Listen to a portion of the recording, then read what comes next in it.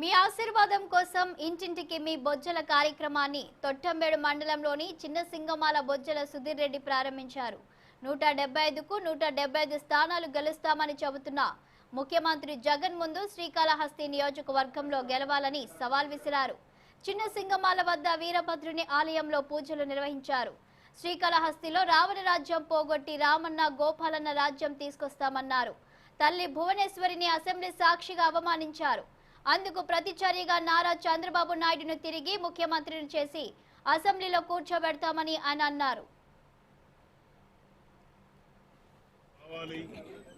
చంద్రబాబు నాయుడు గారి ఆశీస్సులతో, లోకేష్ గారి స్ఫూర్తితో మరి ఈరోజు నేను డోర్ టు డోర్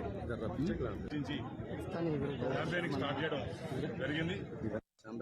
జెండా మళ్ళా రెపరెపడాలం ఖాయం.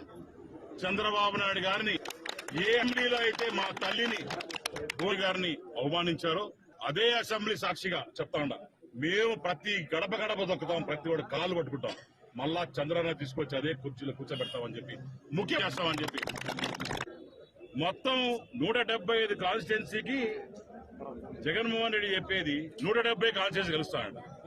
నేను జగన్మోహన్ రెడ్డి గారు డైరెక్ట్ ఛాలెంజ్ చేస్తున్నాను ప్రెస్ మిత్రుల ద్వారా. కాళహస్తిని గెలిచి చూపించండి, తర్వాత మీదవన్నీ మాడు. లోకేష్ అన్న ఈ సంవత్సరం రోజులు నడిస్తే ఈ సుధీర్ ఈ సంవత్సరం రోజు ఇక్కడ నడుస్తాడు. మొత్తం స్టేట్ లో చూసుకుంటే